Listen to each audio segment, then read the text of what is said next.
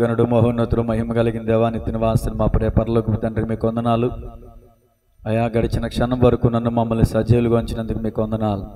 అల్పుల మా భాగ్యులం ఎన్నికలేని వారము తండ్రి, అయినప్పటికీ మీ మహాకృపను బట్టి ఇంకను మమ్మల్ని సజీవులుగా ఉంచినందుకు మీకు వందనాలు. మీ బాహుబలం మాకు తోడుగా ఉంచినందుకు వందనాలు. మాకంటే యోగ్యులు బలవంతులు అందచందాలు ఉన్నవారు ఉన్నారు, కానీ ఈ సమయంలో వారు లేరు ప్రభువా. ఎన్నికలేనటువంటి మమ్మలను అయా నీ కృప చొప్పున మమ్మల్ని జ్ఞాపకం చేసుకుని మా ఎడల మీ చిత్తాన్ని కలిగిన దేవా మీకు వందనాలు స్తోత్రాలు అయ్యా. మా ఎడల ఇంకా తన మీ చిత్తము నెరవేర్చబడవలసి ఉన్నదని మేము నమ్ముతున్నాం ప్రభువా. అయ్యా మీకు వందనాలు స్తోత్రాలు. ప్రతి శనివారం స్త్రీలను గురించిన వర్తమానాలు ప్రకటించడానికి మీరు చూపిన కృపను బట్టి మీకు వందనాలు అయ్యా. స్వదేశంలోనూ అలాగే విదేశాల్లో కూడా అయ్యా ఇక వాక్యాన్ని వింటున్నారు అన్నప్పుడు ఎంతో సంతోషం కలుగుతుంది ప్రభువా.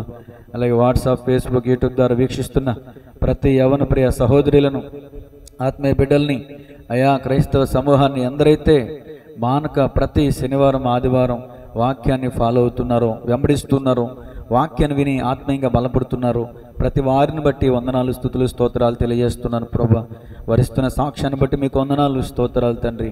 అలాగే దినమందు కూడా సిద్ధపరచబడిన వాక్య భాగాన్ని నా శరీర ప్రాణాత్మలను మీ హస్తాలకు అప్పగిస్తున్నాను. మీ నామానికి మహిమకరంగా నన్ను వాడుకునమని, నాకును మాకును అందరికీ కావలసిన ఆత్మీయ ఆహారాన్ని అందింపచేయమని యేసయ్య నామములో స్తుతించి ప్రార్థించి అడిగి వేడుకొనుచున్నాము తండ్రి, ఆమేన్. అందరికీ వందనాలు. God bless you all. మంచిది. ఈరోజు దేవుని కృపను బట్టి మరొక స్త్రీ గురించి మనం ధ్యానం చేయబోతున్నాం. ఈరోజు వీలైతే సమయాన్ని బట్టి ఇద్దరు స్త్రీల గురించి చెప్పాలనుకుంటున్నాను. ఎందుకంటే ఇద్దరు గురించి కలిసి చెప్పడం వల్ల కొంచెం వాక్యం ఇంకా లోతైనటువంటి అవగాహన మనకు వస్తుందనే అభిప్రాయం.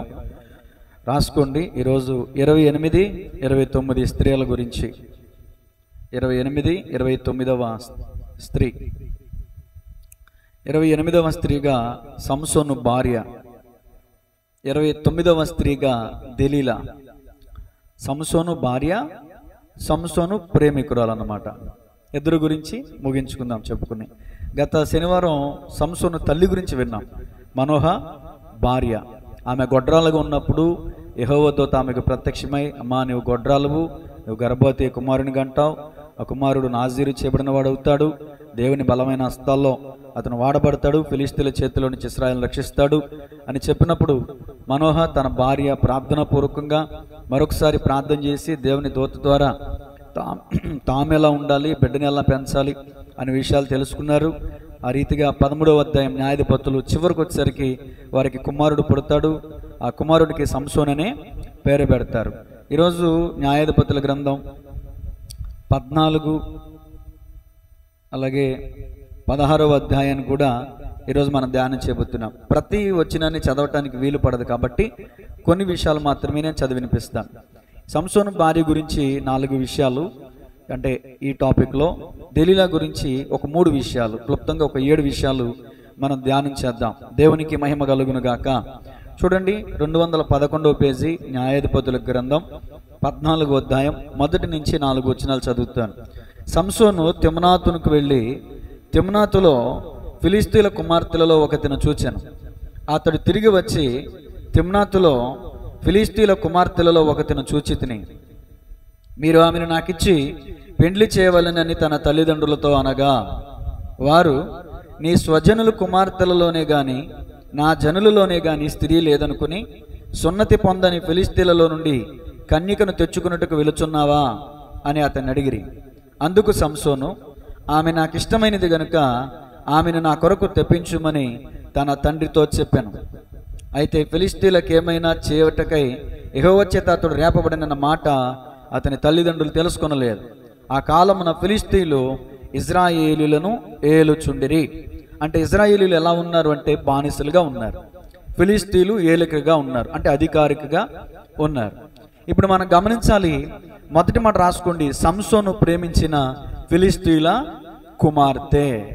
సంసోను ఎవరిని ప్రేమించాడయ్య అంటే అప్పటికి వాళ్ళ మీద అధికారికంగా ఉన్నటువంటి ఫిలిష్తీయుల కుమార్తెను. వాస్తవానికి అధికారికంగా ఉన్నటువంటి విషయాన్ని పక్కన పెడితే వాళ్ళు శాపగ్రస్తులుగా కనిపిస్తూ ఉన్నారు, దేవునికి విరోధులుగా కనిపిస్తూ ఉన్నారు, దేవునికి వ్యతిరేక ప్రజలుగా వాళ్ళు కనిపిస్తూ ఉన్నారు. అంటే దైవికమైనటువంటి సంబంధమైనటువంటి కుటుంబంలో ఉన్నటువంటి అమ్మాయిని కాకుండా దేవునికి విరోధమైనటువంటి, దేవునికి వ్యతిరేకంగా ఉన్నటువంటి కుటుంబంలో ఉన్నటువంటి అమ్మాయిని చూసి ప్రేమించాడు. గమనించాలి, ఎవరు కూడా ప్రేమించడం తప్పని చెప్పరు. గమనించాలి, ప్రేమ అనేది సహజం, ప్రేమించవచ్చు. కానీ ఎవరిని ప్రేమించాలి, అసలు ప్రేమ అంటే ఏంటి, ప్రేమకి నిర్వచనం ఏంటి అనేటటువంటి విషయాలని తెలుసుకున్నటువంటి వారే మనం ప్రేమిస్తే దానికి ఒక అర్థం ఉంటుంది. దేవునికి స్తోత్రం కలుగునుగా. ఈ రోజున చాలామంది యవనస్తులు కలిగి ఉన్నటువంటి కోరికలు, ఆలోచనలు, ఆశలు ఏవైతే ఉంటాయో ఆ యవన కాలపు కామపు చేష్టలను కూడా ప్రేమ అనుకునేటటువంటి వారు లేకపోలేదు. ప్రేమ ఏం చేస్తుంది అంటే, ప్రేమ మరణమంతా బలవంతమైనది, ఈర్ష పాతాళమంతా కఠోరమైంది అని వాక్యం సెలవిస్తుంది. ప్రేమిస్తే ఆ ప్రేమ కోసం చావడానికనే సిద్ధపడతారు. ప్రేమ ఓర్చుకుంటుంది, ప్రేమ అన్నింటిని తాలుకుంటుంది, ప్రేమ ఈర్ష్యపడదు, ప్రేమ అమర్యాదగా నడవదు, ప్రేమ ఉప్పొంగదు, ప్రేమ డంబంగా ప్రవర్తించదు, ప్రేమ అపకారమును మనసులో ఉంచుకొనదు. ఈ మాట మాత్రం గుర్తుపెట్టుకోండి, అపకారాన్ని మనసులో ఉంచుకోదు. ఈ మాట మనకి పాయింట్, అంటే వాక్యానికి సంబంధించిన విషయం అన్నమాట. నేను ఎందుకని ఈ విషయాలన్నీ జ్ఞాపకం చేశానంటే, సంసోను కూడా ప్రేమించారు. తల్లిదండ్రులు చక్కగా చెప్పారు, అయ్యా స్వజనుల్లో లేరనుకుని ఫిలిస్తీన్ల కుమార్తె కావాల్సి వచ్చిందా నీకు అని మందలించే ప్రయత్నం చేశారు. మనోడు బలవంతుడేమో, కొంచెం యుద్ధశూరులాగా కనిపిస్తాడేమో, అప్పటికే తల్లిదండ్రుల మాట జవదాటిన వ్యక్తిగా కనిపిస్తూ ఉన్నాడు. దేవుని యొక్క వాక్యం సెలవిస్తుంది, తల్లిదండ్రుల యొక్క మాటను వినేటటువంటి వాళ్ళ భవిష్యత్తు చాలా బాగుంటుంది. తల్లిదండ్రుల మాట వినకుండా వారికి ఇష్టమైనటువంటి జీవితాన్ని జీవించినటువంటి వాళ్ళ జీవితం ఎప్పటికైనా పతనమే, ఎప్పటికైనా కష్టాల పరిస్థితే. బైబిల్లోనే కాదు, మన కళ్ళ ముందు కూడా ఎన్నో జీవిత చరిత్రలు మనం చూస్తూ ఉన్నాం. ధర్మశాస్త్రం, దేవుని వాక్యం చెప్తుంది, నా కుమారుడా నీ తల్లి చెప్పు బోధను త్రోసివేయొద్దు, నీ తండ్రి ఉపదేశము అంగీకరించుము అని వాక్యం చెప్తుంది. ఎందుకంటే అవి నీకు సొగసైన మాలికగా ఉండును, అవి నీకు మేలుకరంగా ఉంటాయి, అవి నీకు దీర్ఘాయువునిస్తాయి, సుఖ సంవత్సరంతో గడుచు జీవనాన్ని నీకు ఇస్తాయి. ఎందుకంటే తల్లిదండ్రుల కంటే మించి ప్రేమించేటటువంటి వాళ్ళు ఈ భూమి మీద మరొకరు ఉండరు అని చెప్పాలి ఖచ్చితంగా. కాబట్టి మొట్టమొదటి విషయంలోనే ఫెయిల్ అయ్యాడండి సంసోను ఫెయిల్ అయ్యాడు. మరి అదేంటో, తల్లిదండ్రులైనటువంటి మనోహ తండ్రి, మనోహ భార్య తల్లి, వీళ్ళిద్దరూ యెహోవా దూతకి ప్రార్థన చేసి బిడ్డని ఎలా పెంచాలో అడిగి తెలుసుకుని అలాగే పెంచారండి. వ్యర్థంగా ఏం పెంచలేదు, లోకరీతిగా ఏం పెంచలేదు. కానీ చాలామంది జీవితాల్లో చూస్తే చిన్నప్పటి నుంచి దేవుని యందు భయభక్తులతో పెరిగినప్పటికీ కూడా వాళ్ళు పెరిగి పెద్దవాళ్ళైన తర్వాత యవనస్తుల సలహాలు, యవనస్తుల మాటలు విని తల్లిదండ్రులను కూడా పెడత్రవను పెట్టేసి, తల్లిదండ్రులు కూడా పక్కన పెట్టేసి, వాళ్ళని డిస్కరేజ్ చేసి, వాళ్ళు ఎంత కష్టపడ్డారు, వాళ్ళు ఎంత మన కోసం వాళ్ళ రెక్కలు ముక్కలు చేసుకుని, వాళ్ళు తిని తినక ఉపవాసాలు ఉండి పత్తులొడుకుని మనల్ని పెంచి పోషించారనేటటువంటి మాటను మర్చిపోయి ఎలాంటి స్థితికి వస్తున్నారంటే కొంతమంది, ఎవరికి చెప్పి కన్నావు, మాకు చెప్పి కన్నావా అనే స్థాయికి వెళ్ళిపోయారు. నువ్వు కన్నావు, పందిగా ఉంది అని దుర్భాషలు అడేటటువంటి స్థాయికి కూడా వెళ్ళిపోయినటువంటి వారు మన కళ్ళ ముందే ఎంతోమంది చూస్తున్నాం. తల్లిని ప్రేమించాలి, తండ్రిని ప్రేమించాలి, తల్లిదండ్రులను సన్మానించాలి, వాళ్ళ జీవితాలు బాగుంటాయి. ఎందుకని ఈ మాట చెప్తానంటే, సంసోను మొట్టమొదటిగా ప్రేమ అనే విషయం కూడా ఫెయిల్ అయిపోయాడు. తల్లిదండ్రుల ప్రేమలో ఫెయిల్ అయిపోయాడు, భార్య ప్రేమలో కూడా ఫెయిల్ అయిపోయాడు, ప్రేమికురాలి ప్రేమలో కూడా ఫెయిల్ అయిపోయాడు. అదేంటో విచిత్రం. నేను అంటాను, తల్లిదండ్రుల ప్రేమ దగ్గర నువ్వు పాస్ అయితే భార్య ప్రేమ దగ్గర కూడా పాస్ అవుతావు, సహోదరుల ప్రేమ దగ్గర కూడా పాస్ అవుతావు. దేవునికి స్తోత్రం కలుగును గాక. నేను అంటాను, మొట్టమొదటిగా తల్లిదండ్రులు కనీ పెంచి పెద్ద చేసిన 20 సంవత్సరాల ప్రేమను నువ్వు అర్థం చేసుకోలేకపోతే, ఆఫ్టర్ ఆల్ 2-3 సంవత్సరాలు పరిచయం అయినటువంటి ఆ యవనస్తుల యొక్క ప్రేమను నువ్వు ఎలా అర్థం చేసుకుంటావు అని అడుగుతాను నేను. యూట్యూబ్ ద్వారా ఒకవేళ చాలామంది యవనస్తులు వింటూ ఉండొచ్చు, ఒకవేళ మన సంఘములో యవనస్తులు లేకపోవచ్చు.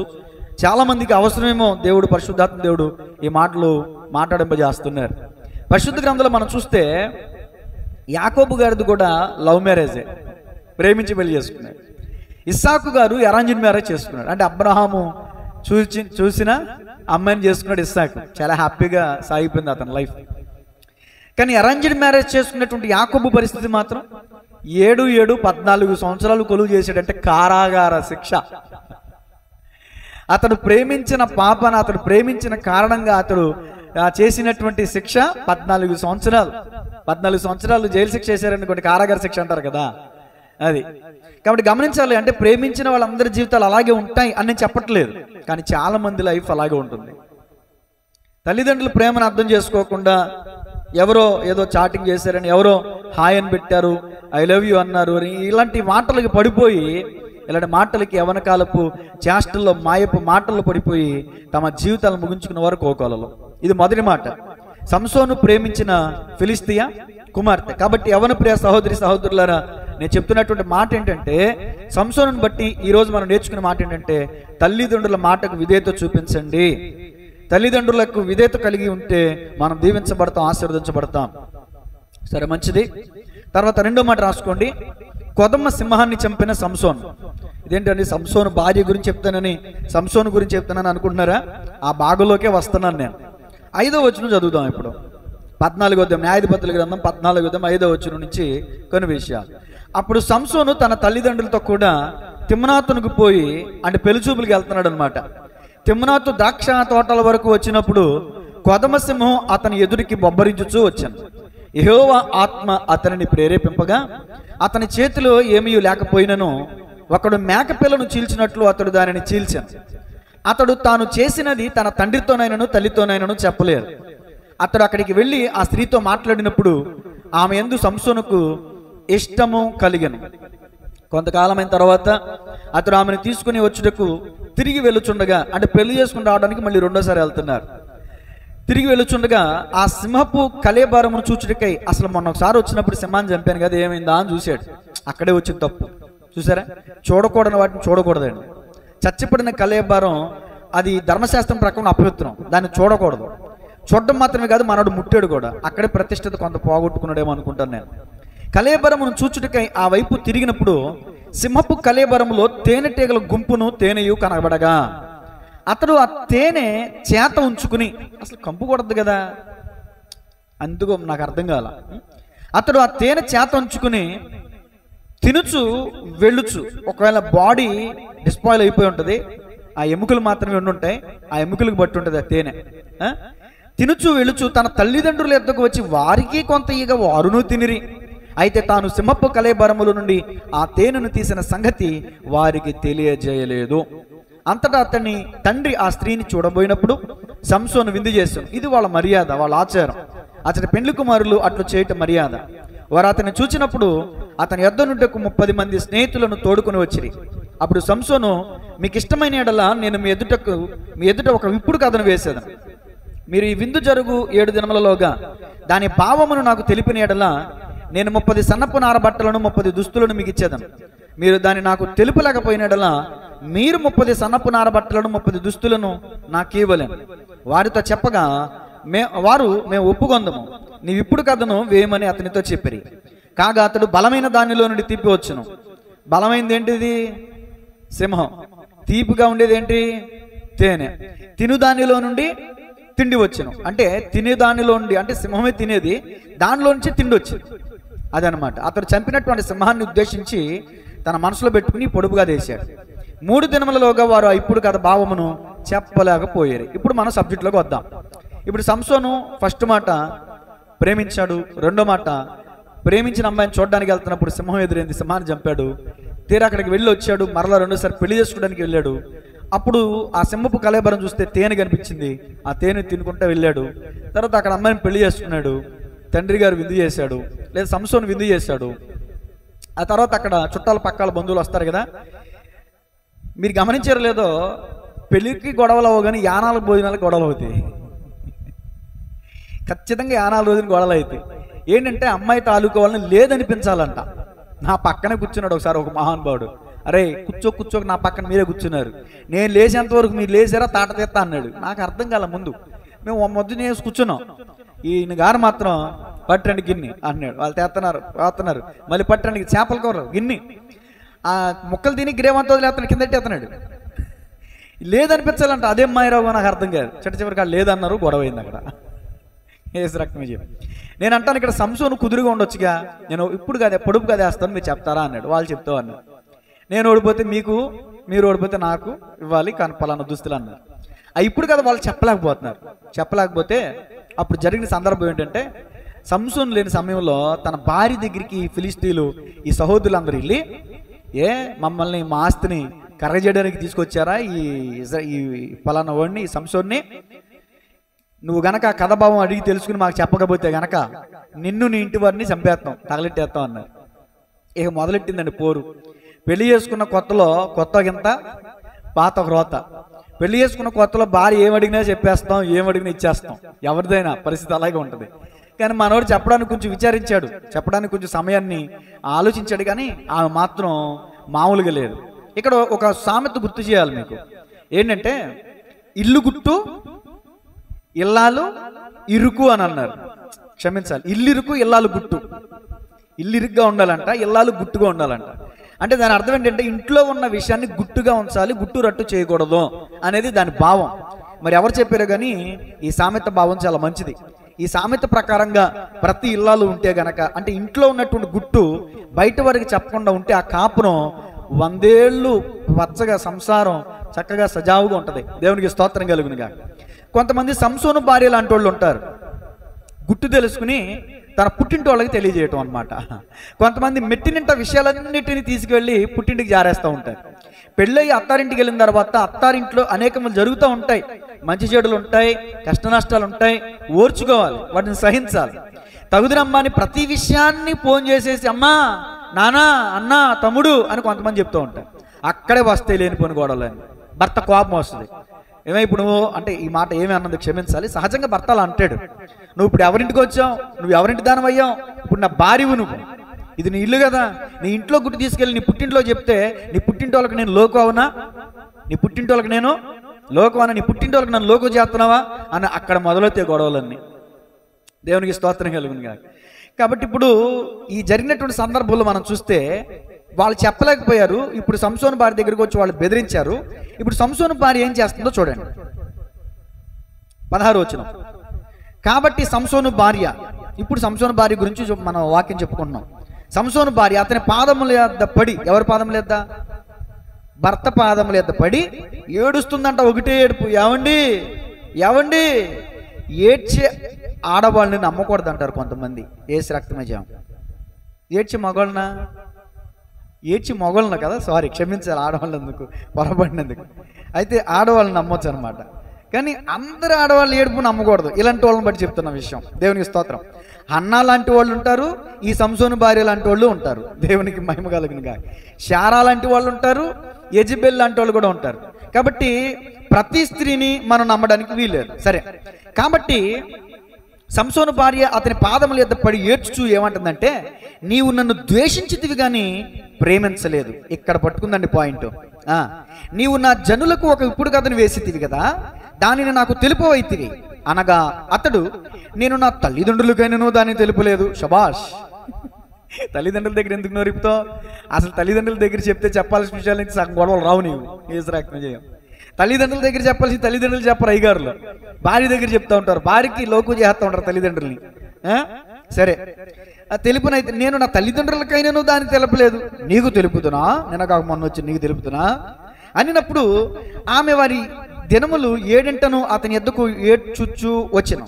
ఆమె వారి విందు దినములు 7 అతని యొద్ద ఏడ్చుచూ వచ్చెను.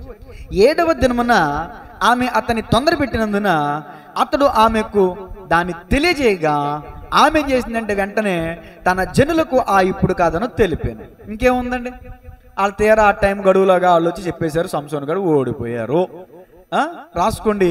3వ మాట, సంసోను ఓటమికి కారణమైన సంసోను భార్య.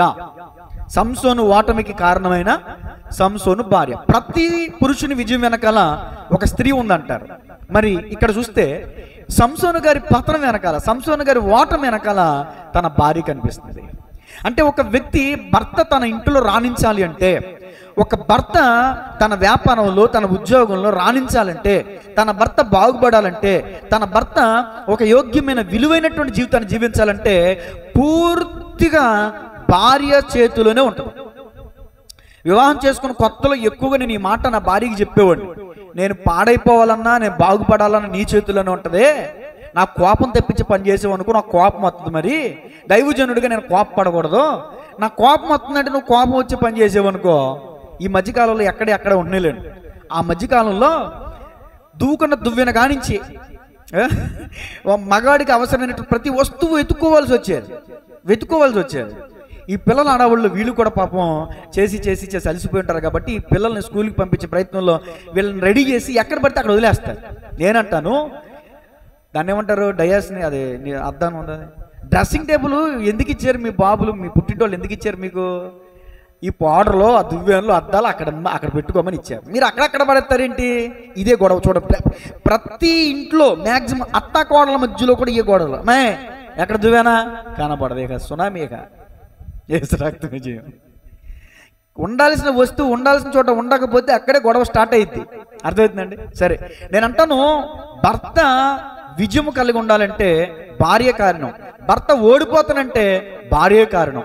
ఎందుకండి ఇక్కడ భార్యని మీరు ఏలెత్తి చూపిస్తున్నారంటే ఆమె భర్త దగ్గరకు వచ్చి సీక్రెట్ ఎవరికి చెప్పకూడనటువంటి విషయాన్ని అడిగి తెలుసుకుని ఏడ్చి సాధించింది అనమాట. అమ్మో, ఈ ఆడవాళ్ళు మామూలు కాదండి. అడుగుతారు, అడిగినప్పుడు ఇవ్వకపోతే ఏడ్చి సాధించేస్తూ ఉంటారు అన్నమాట. ఒకసారి అడుగుతారు, మా పుట్టింటికి వెళ్తానండి, ఇక పుట్టింటికి పంపకపోతే మోకాలు ఉంటాయి చూడండి, ఇక ఏసి రక్త విజయం, సరైన కూర ఉండదు, సరైన టైంకి కూడు ఉండదు. ఏంటి సరైన కూడు ఉండదంటే మేము అడిగినన్ని చేసి పెడుతున్నారు, మరి మేము అడిగిన చోట్లకి పంపుతున్నారు, మరి మీకు టైంకి పెట్టేయడానికి. ఇక చూడండి, మార్చేస్తారు, కడుపు మార్చేస్తారు. సరిగ్గా వండే కూర కూడా సరిగ్గా వండరు, ఉప్పు ఎక్కువ వేసేస్తారు, లేదా ఉప్పు తక్కువ వేసేస్తారు. ఇక్కడ ఆ బాధపడలేకేమో, నీకు దండం పెడతాను, వెళ్ళి 2 రోజులు వచ్చేవే అని పుట్టింటికి పంపించేస్తూ ఉంటారు అనమాట. దేవునికి స్తోత్రం. అంటే ఏడ్చి సాధించేస్తూ ఉంటారు అన్నమాట కొంతమంది భార్యలో. ఏడుపు గురించి ఒక మాట చెప్పనివ్వండి. నాకెందుకు ఒకసారి చెప్పాను, మళ్ళీ చెప్తున్నా, ఇది బలంగా నా హృదయంలో నాటుకున్న మాట.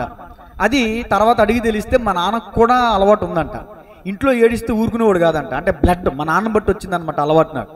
మా అమ్మని కానీ, నా భార్యని కానీ, మా పిల్లల్ని అడగండి, పిల్లల్ని కానీ ఏడిస్తే ఊరుకోను. ఏడిస్తే కోపం వస్తుందండి, అరికాలు మొదలుకొని నెత్తి ఉరికెక్కేస్తుంది. ఎందుకంటే నాకు ఆ నానుడు నాకు అలవాటు అయిపోయింది. ఇంట్లో ఆడపిల్ల ఏడిస్తే దరిద్రం అని. ఇంట్లో ఆడపిల్ల ఏడిస్తే దరిద్రం అంట. పెళ్లి చేసుకున్నాడు, ఏదో ప్రేమించి పెళ్లి చేసుకున్నాడు, నవ్వుతూ ఉండాలి కదా. కొన్ని కొటేషన్లు భలే పెడతా ఉంటారు అమ్మాయిలు కానీ అబ్బాయిలు కానీ. కొన్ని కొటేషన్లు పెడతారు, ఏంటంటే భర్త సిరి సంపదలకు గల కారణం భార్య చిరునవ్వే అంటారు. అది వాస్తవం నాకు తెలియదు కానీ ఖచ్చితంగా ఇంట్లో ఎలాంటి పరిస్థితులు ఉన్నా భర్త బయటికి వెళ్ళినప్పుడు, లోపలికి వచ్చినప్పుడు చిరునవ్వు అనేది ఆ భర్త ఎదుట ఉంటే కనుక ఆ భార్యను కొడతాడండి, ఆ భార్యను తిడతాడండి. బయటికి వెళ్ళిన భర్త తాగొస్తాడండి ఇంటికి. నా ఇంటికి వెళ్ళాలి, నా భార్యను చూడాలి, నా భార్య చిరునవ్వు చూడాలి, నా భార్య కళ్ళలో ఆనందం చూడాలనుకుంటాడు కదా. ఎప్పుడు చూసినా ఏడుపు గుట్టు మొహం ఒకటి వేసుకుని ఆ చిరిగిపోయి నటి వేసుకుని కనబడతారు కొంతమంది. ఇంకెక్కడ ప్రేమ వస్తుందండి? ఇంకెక్కడ పెట్టాలనిపిస్తుంది? ఇంకెక్కడ చూడాలనిపిస్తుంది? ఏజ్ రక్త మధ్య ఈ మధ్య ఈ నైటీల గురించి పెద్ద డిస్కషన్ అయిపోయింది. ఈ నైటీల గురించి కొన్ని షార్ట్ వీడియోలు కూడా చేస్తున్నారు. 10,000 రూపాయలు ఇచ్చి పట్టు చీరిచ్చిన ఓటైన అన్న ఆమె 50 రూపాయలు నైటీ ఇస్తే ఓటేస్తానంట. నైటీ సతీష్ కుమార్ గారు బాగా చెప్పారు ఈ మాట గురించి, ఒకసారి విన్నాను. నైటీ అనే పేరులోనే ఉంది, ఏమని? నైట్ వేసుకునేది నైటీ అని. మన వాళ్ళు ఏం చెప్తారు, పగలో మధ్యాహ్నం రాత్రి బయటగా రోడ్ల మీద వెళ్ళే వాళ్ళ స్త్రీలు కూడా కొంతమంది ఒళ్ళు తగలడిపోతుంది. అది వాళ్ళు ఎవరైనా కానివ్వండి. షాప్కి వెళ్ళేటప్పుడు కూడా నైట్లు వేసుకుని వెళ్ళిపోతూ ఉంటారు కొంతమంది. అంటే భర్త అడుగు జడల భార్య లేదేమో అనుకుంటాను నేను. భార్య చెప్పు చేతలు ఒక భర్త వెళ్ళిపోయి ఉంటాడు అనుకుంటాను నేను. చెప్పాలి, కనీసం ఉండాలి కదా, ఇంగిత జ్ఞానం, కామన్ సెన్స్ ఉండాలి కదా. తెల్లారిందంటే ఇక నైట్ తీసి చక్కగా స్నానం చేసి ప్రశాంతంగా చీర హ్యాపీగా పట్టుకుంటే భర్త కూడా సంతోషంగా ఉంటాడు కదా, ఆనందంగా ఉంటాడు కదా. ఏడుపు కొట్టు మొగట వేసుకుని చిరిగిపోయిన నైట్ వేసుకుని చిరిగిపోయిన జుట్టు వేసుకుని నిత్యం అనునిత్యం దెయ్యంలాగా కనిపిస్తే ఆ భర్తకి ఇక ఆనందం ఎక్కడ, సంతోషం ఎక్కడండి? వేసిరాక సంసోని ఎంత తల్లడిల్లిపోతున్నాడు కదండి.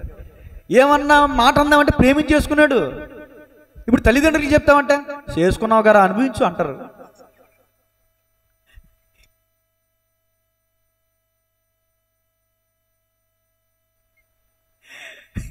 ఏజ్ రక్తం చేసుకున్నావు గారా పడు. ఇప్పుడు ఇతను కూడా అంతే, కక్కాలని మింగలేని పరిస్థితి. అమ్మ నా భార్యలు ఏడిసి నన్ను రోధించి నన్ను ఇబ్బంది పెట్టేస్తున్నామంటే, ప్రేమించి చేసుకున్నావు కదరా పడు అంటారు వాళ్ళు. అందుకని చెప్పరు చాలా మంది. చూడండి ఎన్ని కష్టాలు పడుతున్నా ప్రేమించి పెళ్లి చేసుకున్న వాళ్ళు వాళ్ళ ఇబ్బందులు పడతారు కానీ తల్లిదండ్రులకు చెప్పరు కొంతమంది. ఎందుకంటే ప్రేమించి పెళ్లి చేసుకున్నారుగా, తిప్పలు పడాలి తప్పదు. యాకో పడలేదా తిప్పలు అన్నట్టు చూస్తూ ఉంటారు కొంతమంది. సరే, వాక్యం చెప్తున్నటువంటి సత్యం ఏంటంటే భర్తకి కోపం పుట్టించిందండి. ఏమా తొందర పెట్టి భర్తని ఎంత తొందర పెట్టిందంటే, నువ్వు నన్ను ప్రేమిస్తే, నిజంగా నువ్వు ప్రేమిస్తున్నావా, నువ్వు నాకు రహస్యం చెప్పు. ఆ తర్వాత ప్రేమికురాలు కూడా అదే పరిస్థితి. తర్వాత నేను ముగిస్తున్నాను, తర్వాత ప్రేమికురాలు గురించి చెప్తాను. చిట్ట చివరికి ఆ మాటని తీసుకుని వెళ్ళి శత్రువులు చెప్పేసింది. వాళ్ళు జయించారు. ఇతనేం చేశాడంటే కొంతమంది మీదకి వెళ్ళి యుద్ధానికి వెళ్ళి వాళ్ళని జయించి వాళ్ళ వస్త్రాలు తీసుకొచ్చి అక్కడ పొడుపు కథలు చెప్పిన వాళ్ళకి ఇచ్చేసాడు. ఇక్కడ మీకా గ్రంథం 7వ అధ్యాయం 5వ వచనం చూడండి. దేవుని వాక్యాన్ని వింటున్న దేవుని ప్రియ సహోదరి సహోదరులారా, మీకా గ్రంథం 7వ అధ్యాయం 5వ వచనం చదువుతారా? మీకా గ్రంథం 7వ అధ్యాయం 5వ వచనం. స్నేహితుని యందు నమ్మిక ఉంచొద్దు. ఎవరి దగ్గర అంటే స్నేహితుడు, లేడీస్ ఫ్రెండ్సా జెంట్స్ ఫ్రెండ్స్ నాకు తెలియదు, బాయ్ ఫ్రెండ్సా గర్ల్ ఫ్రెండ్సా నాకు తెలియదు, ఎవరైనా స్నేహితులే. స్నేహితుని యందు నమ్మిక ఉంచొద్దు. ముఖ్య స్నేహితుని యందు, నా ప్రాణ స్నేహితుడు అంటారు కదా, అబ్బే నమ్మొద్దు. నీ కౌగిటిలో పండుకొని ఉన్న దాని ఎదుట నీ పెదవుల ద్వారమునకు ఏం పెట్టాలంట, కాపు పెట్టుము. అన్ని విషయాలు భార్యకి చెప్పొద్దురా బాబు అని వాక్యం చెప్తున్న సత్యం ఇది. ఎవరేమనుకున్నా దేవునికి స్తోత్రం, ఐ డోంట్ కేర్. వాక్యం చెప్తున్న సత్యం ఏంటంటే అన్ని విషయాలు భార్యతో, నిజమే ఆమె సహకారి, పార్టిసిపేట్ చేయాలి, ఆమెతో భాగస్వామి కాబట్టి ఆమెతో పంచుకోవాలి, తప్పలేదు. కానీ చెప్పే విషయం ఉంటుంది, చెప్పకూడని విషయం ఉంటుంది అని ఆలోచించి జ్ఞానము కలిగి ప్రత్యుత్తరం ఇవ్వాలంట. జ్ఞానము గలవాడు జ్ఞానము కలిగి ప్రత్యుత్తరం ఇస్తాడంట. మూర్ఖుడు ప్రతి విషయాన్ని బట్టబయలు చేస్తాడంట. కాబట్టి ఈ వాక్యం ప్రకారం సంసోను మొదట పెదాలు మూసుకున్నాడు, కానీ తర్వాత తన భార్య పోరు పడలేక పెదవిప్పేశాడు. ఆ విషయాన్ని బట్టబయలు చేశాడు. తను ఓడిపోవడానికి గల కారణమైంది. తర్వాత ఏమైంది? 14వ అధ్యాయం 20వ వచనం, న్యాయాధిపతుల గ్రంథం 14వ అధ్యాయం 20వ వచనం. కోపం వచ్చింది భార్య మీద, అలిగేసి పుట్టింటికి వెళ్ళిపోయాడు. ఇంతకుముందు మీకు ఒక మాట చెప్పాను ప్రేమ గురించి, చెప్తూ ఈ మాట గుర్తుపెట్టుకోండి అన్న. ఏ మాట అది? ప్రేమ అపకారమును మనసులో ఉంచుకొనదు. ఇప్పుడు అపకారం చేసింది భార్య, సరే తప్పు అన్నాక సహజం, మానవ సహజం. తప్పులు పొరపాట్లు భర్తలు భార్యలు పిల్లలు తల్లిదండ్రులు అందరూ చేస్తూనే ఉంటారు. నువ్వు నిజంగా ప్రేమించిన వాడు అయితే ఆ ప్రేమించినప్పుడు ఆ తప్పును ఏం చేయాలి? ప్రేమ తప్పిదములు ఏం చేస్తుందండి? దాచిపెడుతుంది కదా.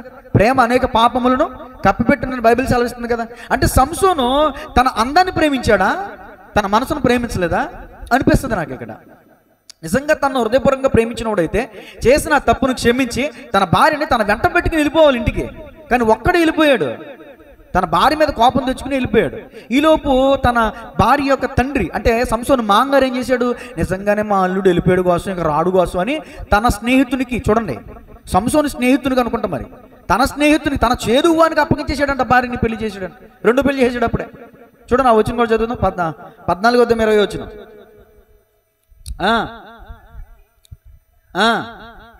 అతని భార్య, అతడు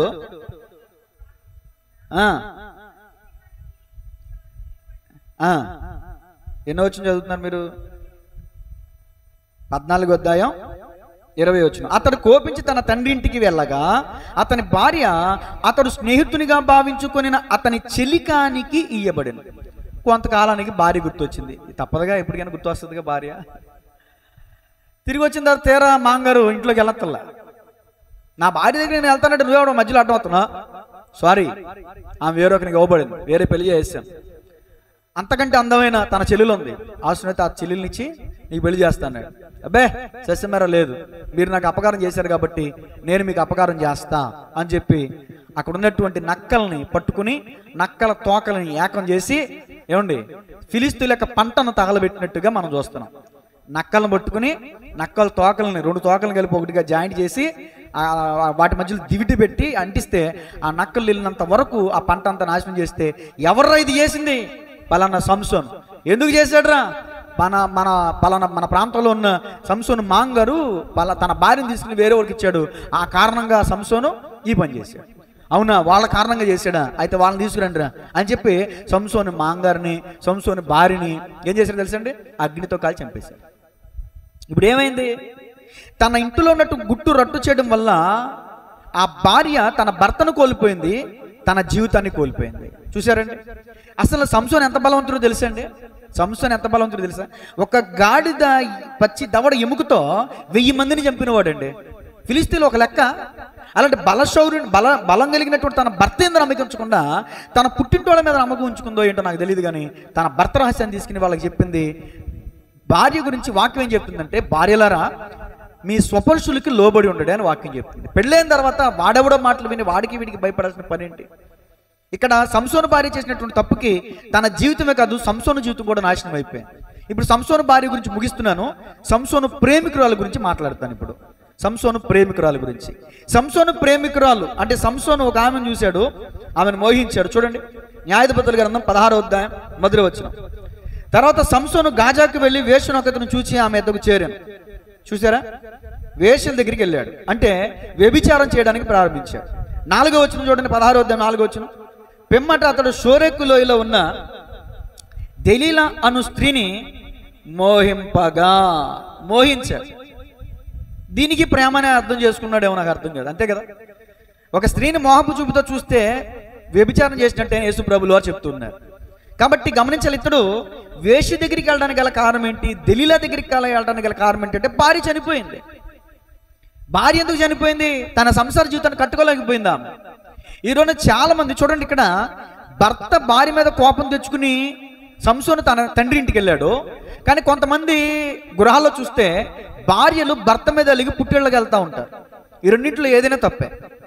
భర్త భార్య మీద అలగకూడదు, భార్య భర్త మీద అలగకూడదు. వీరిద్దరూ అలిగి ఎడమోహం పెడమోహం పెట్టుకున్నారంటే సాతానుగడు మధ్యలో దూరతాడు, సాతానుగడు మధ్యలో ప్రవేశిస్తాడు. సాతానుగడు ఎవరో ఒక రూపంలో మధ్యలోకి వచ్చి వారిని వశం చేసుకునే ప్రయత్నం చేస్తాడు. ఇక్కడ సంసోను దూరం అయ్యాడు, సంసోను భార్య వేరొకరికి అప్పగించబడింది.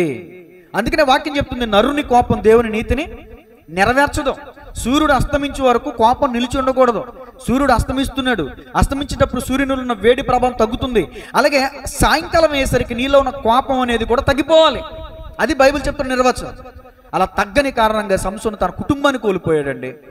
కుటుంబాన్ని కోల్పోతమే కాదు, ఒక భార్య, ఒక సంసారం, ఒక కుటుంబం కలిగి ఉండాల్సినటువంటి సంసోను వ్యభిచారి అయిపోయాడు. సంసోన్ అంటే ఎవరంటే బలవంతుడు, బలాఢ్యుడు, దేవుని బలమైన హస్తాల బలమైన పాత్రగా వాడబడాల్సినటువంటి సంసోను సాతాను చేతిలో కీలుబొమ్మ అయిపోయాడు. కారణం ఏంటి తెలుసా? తన తల్లిదండ్రులను తృణీకరించాడు, ప్రేమించకూడనటువంటి అమ్మాయిని ప్రేమించాడు, తన స్వచిత్తాన్ని నెరవేర్చుకునే ప్రయత్నం చేశాడు. దేవుని చిత్తానికి తను అప్పగించుకోకుండా స్వచిత్తానుసరైన మార్గంలో వెళ్ళే ప్రయత్నం చేశాడు. మొట్టమొదటిగా 16వ అధ్యాయం 1వ వచనం చూశాను, చదివినిపించాను. వేశ్య యొద్దకు వెళ్ళాడంట. వేశ్య గురించి సామెతల గ్రంథం ఏం చెప్తుంది చూడండి. సామెతల గ్రంథం 23వ అధ్యాయం 27వ వచనం. భార్యలారా, మీరు మీ భర్తలతో జ్ఞానం కలిగి కాపురం చేయకపోతే మీ భర్తలు వేశ్యల పాలవుతారు. భర్తలారా, మీ భార్యలతో జ్ఞానం కలిగి కాపురం చేయమని పౌలు గారు చెప్పారు పత్రికల్లో. జ్ఞానం కలిగి వారితో కాపురం చేయాలి, ఎందుకంటే సాతానుడు ప్రవేశిస్తాడు. సామెతల గ్రంథం 23వ అధ్యాయం 27వ వచనం. అందుకనే భార్య భర్తలు వేరుగా ఉండకూడదు, భార్య భర్తలు దూరంగా ఉండకూడదు.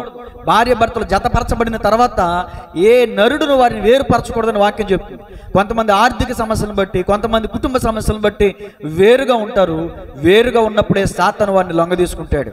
కాబట్టి గమనించాలి, సామెతల గ్రంథం 23వ అధ్యాయం 27వ వచనం. వేశ్య లోతైన గొయ్యి, పరస్త్రీ ఇరికైన గుంట, దోచుకున్నవాడు పొంచుండినట్లు అది పొంచుండును. అది అంటే వేశ్య అన్నమాట. దోచుకున్నవాడు దొంగోడు పొంచున్నట్లు ఆ స్త్రీ కూడా ఎవరిని దోచుకుందామా, ఎవరిని లొంగ తీసుకుందామా అని చూస్తుందంట. వేశ్య, పరస్త్రీ, అది బహుమందిని విశ్వాసఘాతకులుగా చేయను. అర్థమవుతుందండి? అలాగే ఇక్కడ సంసోను కూడా విశ్వాసఘాతకుడుగా, లేదా సంసోను కూడా బలహీనుడు అవటానికి గల కారణం ఏంటి? సంసోను బలవంతుడు కానీ బలహీనుడు అయిపోవడానికి గల కారణం ఏంటి? వేశ్యల పాలైపోయాడు. గమనించారా? వేశ్య అతను లొంగ తీసుకుంది. ఇక భార్య లేదు, కాపును లేదు, సంసారం లేదు. ఇక అతను ఇష్టానుసారంగా తను చూసిన అమ్మాయి దగ్గరికి వెళ్తున్నాడు. వ్యభిచారం అయిపోయాడు సంసోను. అతని జీవితం అస్తవ్యస్తం అయిపోయింది. తర్వాత మరి చూడండి, సామెతల గ్రంథం 6వ అధ్యాయం 23వ వచనం. సామెతల గ్రంథం 6వ అధ్యాయం 23వ వచనం. ఆజ్ఞ దీపముగాను ఉపదేశము వెలుగుగాను ఉండును. శిక్షార్థమైన గద్దింపులు జీవమార్గములు. చెడు స్త్రీ ఎద్దకు పోకుండాను పరస్త్రీ పలకు ఇచ్చకపు మాటలకు లోబడకుండాను అవి నిన్ను కాపాడును. దాని చక్కదనమందు నీ హృదయంలో ఆశపడొద్దు. ఎవరన్నా చక్కగా కనబడ్డారంటే ఇక హృదయంలో ఆశ మొదలవుద్దు అనమాట. అది తన కనురెప్పలను చిలికించి, అది అంటే వేశ్య లేదా చెడు స్త్రీ లేదా పరస్త్రీ కనురెప్పల్ని చిలికిస్తారంట. వాళ్ళకున్న భయంకరమైన మహాజబ్బు ఏంటంటే కన్ను కొట్టడం అంటారు చూడండి.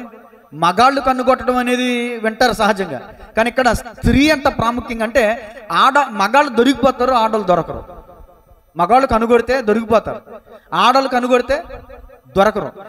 ఒక అమ్మాయి నాకు కనుగొట్టిందంటే అందరూ నమ్ముతారు. ఒక అబ్బాయి ఆ అమ్మాయి నాకు కనుగొట్టిందంటే ఎవరు నమ్ముతారా? ఎవరు నమ్మరు. అది ప్రపంచం, అలా ఉందన్నమాట. అది తన కనురెప్పలను చిలికించి, మామూలుగా కాదు, ఆ సూపులు ఎలా ఉంటాయంటే మరి భయంకరంగా ఉంటాయి అన్నమాట. చికిలించి నిన్ను లోపరుచుకొననీయకము. వేశ్య సాంగత్యము చేయవానికి అంటే వేశ్యతో సహవాసం చేసేవాడికి రొట్టె తునక మాత్రం మిగిలిండును. మగనాలు అంటే వ్యభిచారం చేసేవాళ్ళు అన్నమాట.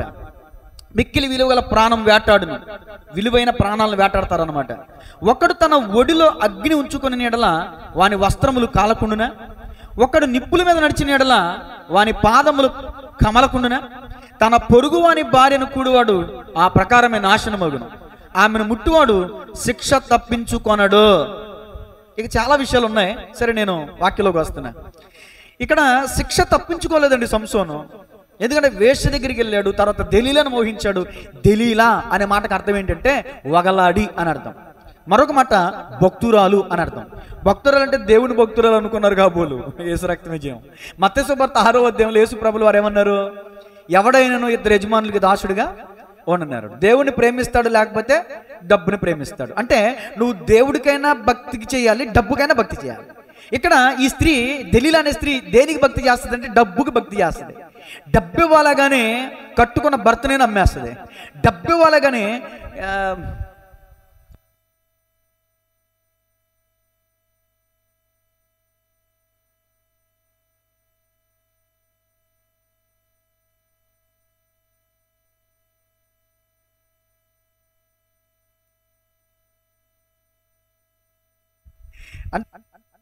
అంటే డబ్బు ఉంటే చాలు అనుకునేటువంటి స్త్రీలు కూడా, డబ్బు ఇస్తే 1 కోటి రూపాయలు ఇస్తే నా మొగుడినే నమ్మేస్తా అని స్త్రీలు లేకపోలేదు ఈ రోజున. యేసు రక్తమే. తర్వాత భర్తను అమ్మేసేది తెలిస్తే భర్త విలువేంటో. అన్ని వేసి చూడు, నన్ను వేసి చూడు అన్నట్టు భర్త ఎంతమంది ఉన్న భర్త దారం వస్తుందా అండి? రాదు కదా. భర్త లేనటువంటి వాళ్ళ దగ్గరికి వెళ్ళి అడిగితే తెలిసింది వాళ్ళు పడే క్షోభ, వాళ్ళు అనిపించే నరకం, వాళ్ళు పడే బాధ, వాళ్ళు అనిపించే వేదన నరకమే, మామూలు కాదు. కాబట్టి గమనించాలి. ఇక్కడ నేను ఎందుకని ఈ మాటలు చెప్పానంటే, ఈ దెలీలా అనేటటువంటి మాటకు వగలాడి ఈ మాటలు మాట్లాడకూడదు, క్షమించాలి. మరి ఆ మాట మరి చెప్పాలి. ఎన్ని వయ్యారాలు ఒలకబోసిందో కాబట్టే బైబిల్ పండితులు ఆ మాటను చేర్చారు. వ్యాఖ్యానం బైబిల్ ఉందండి, వ్యాఖ్యానం బైబిల్ ఉంది. ఆ మాట తీసుకుని రాసుకున్నాను నేను, సొంత మాట చెప్పట్లా. దెలీలా అనే మాటకి వగలాడి అని అర్థం అంట. చాలామంది భార్యకి నేను అనుకుంటాను, ఎందుకుడా వీడికి సొంతింటి కూర నచ్చదు, పొరిగింటి పూల కూర ఎందుకు నచ్చుద్ది అనేటటువంటి విషయాన్ని కనుక మనం తేరి చూస్తే, భార్యకి తెల్లారి లేచిన కానించి రాత్రి పండుకునేంత వరకు అత్తమామను చూడాలి, మరుదులను చూడాలి, తోడుకోవడం లేదా ఆడబడుసులను చూడాలి, పిల్లలను చూడాలి, వాళ్ళ ముడ్లు క్షమించాలి ఈ మాట మాట్లాడేందుకు, వాళ్ళకి కడగాలి, వాళ్ళని రెడీ చేయాలి, వాళ్ళని స్కూల్కి పంపించాలి అని తెల్లారి లేచింది మొదలుకొని రాత్రి పండుకునేందుకు ఇదే ప్రయాస. నీట్గా ఉందాం, చక్కగా పౌడర్ రాసుకుందాం, సెంట్లు కొట్టుకుందాం అని వాళ్ళకు ఉండదు. ఈ వగలాడి అనేటట్టు వాళ్ళు కొంతమంది ఉంటారు, ఇంట్లో ఉండరు, వీళ్ళు ఈదులో తిరుగుతూ ఉంటారు. ఏనాడు చూడండి గజ్జలు కట్టుకుని రోడ్ల మీద తిరుగుతా, వాళ్ళకి సైకిల్ చేస్తా, వీళ్ళకి సైకిల్ చేస్తా. వీళ్ళు ఎప్పుడు కూడా అదే పని. తల్లి తండ్రి, అన్న తమ్ముడు, అక్క చెల్లి, దైవం, ఇంటి భయం, దేవుడి భయం, ఇవేమి ఉండవు వీళ్ళకి. కట్టుకున్న భార్యలు కూడా కొంతమంది అలాగే తగలడ్డారు. కట్టుకున్న భార్యలు కూడా పిల్లల్ని స్కూల్కి పంపేసి, భర్తను బయటకు పంపేసి, ఇక ఈ భార్య కూడా ఇంటి పట్టు నుండి తన ఇంటి పరిస్థితులు చూసుకోదు. కొన్ని కుటుంబాల్లో చూస్తున్నాం, కొంతమంది ఏడుస్తూ ఉంటారు అన్న పరిస్థితులు. నా భార్య ఇంటి పట్టున ఉండదండి అని ఏడ్చే భర్త ఒకడు, నా కోడలు ఇంటి పట్టున ఉండదని ఏడ్చే అత్త ఒకళ్ళు లేరండి సమాజంలో. ఏడ్చేవాళ్ళు చాలామంది ఉన్నారు. ఇలాంటి వగలాడి వేసేటటువంటి వగలబారి యాసాలకి, ఈ ఒయ్యారాల వంపులకి, లేకపోతే ఈ ఊపులకి, ఈ సూపులకి పడిపోతూ ఉంటారు వీళ్ళు. ఎంత అందంగా ఉందో, అంతకంటే అందంగా ఉంటుంది భార్య. కానీ అందాన్ని చూడరుగా మనోళ్ళు. ఆ అందం అంతా ఎందుకని వాళ్ళు అందంగా ఉండకుండా, వాళ్ళ అందాన్ని పట్టించుకోకుండా, పిల్లల్ని కానీ వాళ్ళకున్న అందాన్ని పోగొట్టుకుని ఎందుకు వాళ్ళు అంటే నీ లైఫ్ కోసమే కదా, నీ కోసమే కదా, నీ పిల్లల్ని, నీకన్నా తల్లిదండ్రులు, నీ కుటుంబం కోసమే కదా, నీ కోసమే కదా వాళ్ళు తమ లైఫ్ని అంతా దాని ఏమంటారు, నాకు ఇంగ్లీష్ రాదు, త్యాగం చేశారు. ఏసు రక్తమే. దాన్ని దృష్టిలో పెట్టుకోరు. కానీ అందంగా ఉండలేదనే ఒక కారణంగా ఈ మధ్యకాలంలో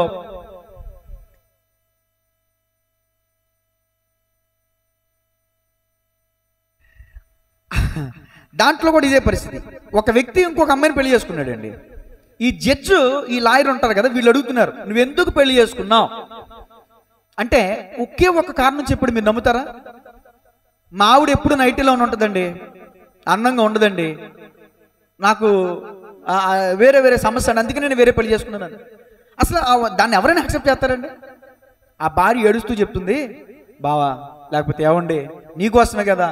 ఆ లాయర్ కూడా అంటున్నారు, దుమ్ము దులిపేశారు, మామూలు కదా, ఎడపెడ వాయించేశారు. నీకోసం, నీ కుటుంబం కోసమే కదా నీ భార్య అంతా ఇదైపోయింది, అలాంటి భార్యను విడిచిపెట్టి వేరొకరిని పెళ్లి చేసుకోవడానికి నీ సిగ్గులేదు అని చెప్పి ఎడపెడ వాయించేశారు అనమాట. సరే, నేను అంటాను, ఓ సంసోనా, ప్రేమించిన భార్యని నువ్వు అర్థం చేసుకుని, ఒక తప్పు చేసిన తప్పును క్షమించి నువ్వు మనసులో పెట్టుకుని నీ వెనకాలే నీ ఇంటికి తీసుకెళ్ళిపోతే ఆ వేషి దగ్గరికి వెళ్ళే పని ఉండేదా? ఈ దలీల దగ్గరికి వచ్చే పని ఉండేదా? భార్యను పోగొట్టుకున్నావు, వేషల పాలయ్యావు, ఇప్పుడు దలీల దగ్గరికి వచ్చావు. ఈ దలీల ఈ సంసోను భార్య కంటే మహా డేంజర్, భార్య కంటే మహా డేంజర్. ఏసు రక్తమే. ఎలాంటిదంటే చూడండి, కొన్ని విషయాలు చదివి వినిపిస్తాను. న్యాయాధిపతుల గ్రంథం 16వ అధ్యాయం 4వ వచనం చదవండి. 16వ అధ్యాయం. పిమ్మట అతడు దలీలాను స్త్రీని మోహింపగా ఫిలిష్తీయుల సర్దారులు ఆమె ఎద్దుకు వచ్చి ఆమెతో, నీవు అతని లాలన చేసి అతని గొప్ప బలము దేనిలో ఉన్నదో. అంటే వీళ్ళ డౌట్ ఏంటంటే, ఇంతకుముందు వేషి దగ్గర ఉన్నప్పుడు కూడా పట్టుకోవాలనుకున్నారు. పై పారాగ్రాఫ్లో వేషి దగ్గర ఉన్నప్పుడు పట్టుకోవాలని బయటే వెయిట్ చేస్తే, ఈ సంసోన్ గారు ఏం చేశారంటే ఆ ద్వారబంధాలను ఓడబెరికేసి 60-70 కిలోమీటర్ల దూరంగా వెళ్ళి లోయలో పడేసాడంట. అక్కడ ఒక మాట ఉంటుంది, అతనున్న ప్రాంతం హెబ్రోను, గాజా లేకపోతే గాజా హెబ్రోను వరకు తీసుకెళ్ళాడంటండి. చరిత్ర ప్రకారంగా చూస్తే గాజా నుంచి హెబ్రోను దూరం పరిస్థితి 70 కిలోమీటర్లు, అంటే ఇక్కడ నుంచి విజయవాడ అంత దూరం. ఆ ద్వారబంధాలను ఓడదీసి వెనక్కి తిరిగి చూడకుండా ద్వారబంధాలని అంత బరువుని 70 కిలోమీటర్ల దూరం మోసుకుంటా వెళ్ళిపోయి పరిగెత్తుకుంటా. అంత బలశాలి. పట్టుకోవాలనుకున్నాడు కానీ కుదరట్లా. అందుకని ఇప్పుడు దలీల దగ్గరికి వచ్చి అంటారు, ఇదిగో అతను నువ్వు లాలన చేయి, నువ్వేం మాట్లాడతావు నాకు అనవసరం, నువ్వు అతన్ని లాలన చేసి అతని గొప్ప బలం దేనిలో ఉన్నదో మేము అలాగూ అతన్ని గెలుచవచ్చునో తెలుసుకోనుము, మేము అతన్ని బంధించి అతని గర్వం అనుపుదుము. అప్పుడు మాలో ప్రతివాడును, అబ్బా ప్రతివాడు అంటే ఒక్క వెండి నాణం కాదంట, ప్రతివాడును 1000 వెండి నాణములను నీకు ఇచ్చేదమని చెప్పారు. కాబట్టి దలీలా అంటుంది, సంసోన్ దగ్గరికి వచ్చి స్వీట్గా తీయగా ఎంత చక్కగా అంటుందో, సంసోను నీ మహాబలం దేనిలో ఉన్నదో, నిన్ను దేని చేత కట్టి బాధింపవచ్చునో నాకు దయచేసి తెలుపమని సంసోనుతో అనగా, సంసోన్ ఏమంటాడంటే చూడండి, 7 నిర్వంజ చెవులతో నన్ను బంధించిన ఎడల నేను బలహీనుడనై సామాన్య మనుషులలో ఒకని వలె అవుదునని ఆమెతో చెప్పాను. ఏమంటే ఇప్పుడు ఈ విషయాలన్నీ చదివితే టైం అయిపోదు. ఒకటోసారి అడిగింది, రెండోసారి అడిగింది, మూడోసారి అడిగింది, 3 సార్లు అబద్ధాలు చెప్పాడు. మొదటిసారి ఏం చెప్పాడు, 7 నిర్వంజ చెవులంటే తాటి నార తీస్తాం చూడండి, తాటి కమ్మ నుంచి నార తీస్తాం కదా, ఆ నారతో కట్టాలి అని అన్నాడు. అలాగే కట్టేసి సంసోను ఫిలిష్తీయుల మీదకి వచ్చారంటే పక్కుమని ఒక్కసారికి తెంపేసి బయటికి వెళ్ళిపోయాడు. అప్పుడు అర్థం కావాలిగా, ఇదేదో కుయుత్తు పొందుతుంది, నా మీద ఏదో నన్ను పట్టుకోవాలని చూస్తుంది అని ఉండాలి కదా. రెండో రోజు మళ్ళీ వచ్చాడు. రెండో రోజు, చిచి సంసోను, నేనంటే నీకు ఇష్టం అంటున్నావు, నేనంటే ప్రేమ అంటున్నావు, ఇవన్నీ అబద్ధపు మాటలే, నువ్వు నిజంగా నన్ను ప్రేమిస్తే నీ బలరహస్యం ఎక్కడుందో చెప్పు అని రెండోసారి అడిగింది. రెండోసారి అడిగితే ఏమన్నాడు తెలుసా, పేనిన త్రాళ్ళు వాడని క్రొత్త తాళ్లతో నన్ను కడితే, ఇది ఎక్కడ ఉంటుంది, 11వ వచనంలో ఉంటుంది, క్రొత్త తాళ్లతో నన్ను కడితే నేను బలహీనం అయిపోతా అన్నాడు. పడుకున్నాడు, లేచేసరికి కొత్త తాళ్ళతో కట్టేసింది. సంసోను ఫిలిస్తీన్ల మీద పడుతున్నారు, మళ్ళీ ఆ తాళ్ళని తెంపేసుకుని వెళ్ళిపోయాడు. రెండోసారి అన్న అర్థం కావాలి కదా. మళ్ళీ మూడో రోజు వచ్చాడు, మళ్ళీ మూడోసారి అడుగుతుంది, ఇంకా ఏడుపు ఎక్కువ చేస్తుంది, అంటే ఎడిట్టేస్తుంది అనమాట. ఇక ఇసిగిచ్చేస్తుంది, జగడగుండలేక తయారైపోయాను. నిజంగా నువ్వు నన్ను ప్రేమిస్తున్నా, మరి నేను నాకెందుకు అబద్ధం చెప్తున్నావు? నా మీద నమ్మకం లేదా? నమ్మకం లేక అబద్ధం చెప్పేది, నమ్మకం లేక. తర్వాత 13వ వచనం, తల జడలు, ఇదిగో నా తల జడలు ఉన్నాయి కదా, ఈ జడలని 7 అల్లిక అల్లిన ఎడలా, ఎరబూసుకుని ఉంటుంది కదా, లేకపోతే ఆ అల్లుంటాయి కదా, 7 అల్లికలు ఉంటాయి, ఆ 7 అల్లికలని అల్లిన ఎడలా నా బలం 4 నుంచి పోయిద్ది. మళ్ళీ పొడుగులు లేచేసరికి మళ్ళీ అదే పరిస్థితి. ఆయన అతని బలం అతనిలో నుంచి పోలా. ఆఖరిసారిగా ఇది ఈ మాట చదువుకుందాం. 16వ వచనం చదవండి. ఆమె అనుదినము అంటండి, సాతాను కూడా అనుదినము నిన్ను టార్గెట్ చేస్తాడు, నిన్ను పాపలో పడేయాలి. ఏ విధంగా? ఎవరిని మృంగుదనాన్ని గర్జించు సింహంలో అపవాది మన చుట్టూనే తిరుగుతున్నాడు. ఎప్పుడెప్పుడు అనుదినం తిరుగుతాడండి. అనుదినం ఏదో ఒక విధంగా నిన్ను డిస్కరేజ్ చేయాలి, నిన్ను పాపలో పడేయాలి, పరిశుద్ధతలో నుంచి నిన్ను దూరం చేయాలి, దేవుడి నుంచి నిన్ను దూరం చేయాలి, సన్నిధి నుంచి నిన్ను దూరం చేయాలి, ప్రార్థన నుంచి నిన్ను దూరం చేయాలి, వాక్యం నుంచి నిన్ను దూరం చేయాలి, ఈ ప్రార్థన అనుభవం నుంచి నిన్ను దూరం చేయాలి, ఏదో ఒక విధంగా నిన్ను పాపలో పడేయాలని ఆమె అనుదినము మాటల చేత అతన్ని బాధించి తొందర పెట్టుచున్నందున అతడు చిట్ట చివరికి ఏమయ్యాడంటే అతడు ప్రాణం విసికి చావగోరిను. అప్పుడు చెప్పేశాడు రహస్యం అంతా. ఏం చెప్పాడు? ఇదో నేను పుట్టింది మొదలుకుని నా తల మీదకి క్షౌరపు కత్తి, మంగళ కత్తి రాలేదు. నా తల మీద అంటే ఈ తల వెంట్రుకలను క్షౌరం చేస్తే నా బలం నాలో నుంచి. ఇక తన సంగతి అంతా నిజంగా చెప్పాడు హృదయపూర్వకంగా అని చెప్పి ఫిలిస్తీన్లు పిలిపించి మాటను పెట్టింది. ఇక బార్బర్ గారిని తీసుకొచ్చి తీయించేసింది, గుండు చేయించేసింది, మొత్తం గుండె అయిపోయింది. సంసోను ఫిలిస్తీన్ల మీద పడుతున్నారు అన్నప్పుడు వెంటనే ఎప్పట్లాగానే జుట్టు విరజుమ్ముకుని బలం కలిగి వెళ్ళిపోదాం అనుకున్నాడు. కానీ ఆ మాట కూడా చదవండి పక్కన, 16వ అధ్యాయము పక్క పేజీ తీయండమ్మా. 19వ వచనం, ఆమె తన తొడ మీద అతని నిద్రబుచ్చి, ఎక్కడ నిద్రబుచ్చిందండి? తన తొడ మీద నిద్రబుచ్చి ఒక మనుషుని పిలిపించి వాని చేత అతని తల మీద 7 జడలను క్షౌరము చేయించి అతని బాధించుటకు మొదలు పెట్టాను. అప్పుడు అతనిలో నుండి బలము తొలగిపోయాను. ఆమె సంసోను ఫిలిస్తీయుల మీద పడుచున్నారు అనగా అతడు నిద్ర మేలుకుని ఎప్పటి ఎట్లు నేను బయలుదేరి విడజమ్ముదను అనుకునేను.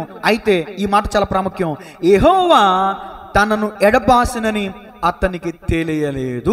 చూసారండి, మనం ఏదైనా ఒక మాయలో పడ్డామంటే ఆ మాయలో మనం పాపం చేస్తూనే ఉంటాం, కానీ మన హృదయం ప్రేరేపిస్తాను ఉంటుంది, హృదయం నలిగిపోతాను ఉంటుంది. చెయ్యొద్దు అనేది చేస్తానే ఉంటాం, మన హృదయం హెచ్చరిస్తానే ఉంటుంది, గద్దిస్తానే ఉంటుంది.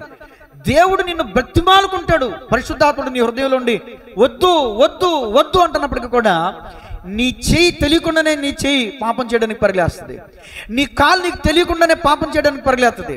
అలాగే సంసోను కూడా అనుకున్నాడేమో ఈసారి ఢిల్లీ దగ్గరికి వెళ్ళకూడదు, అమ్మో నా బలాన్ని తెలుసుకునే ప్రయత్నం చేస్తుంది, నన్ను ఫిలిస్తీన్లకు పట్టించడానికి చూస్తుంది, ఈసారి ఢిల్లీల దగ్గరికి వెళ్ళకూడదు అనుకున్నాడు, వెళ్ళిపోతున్నాడు.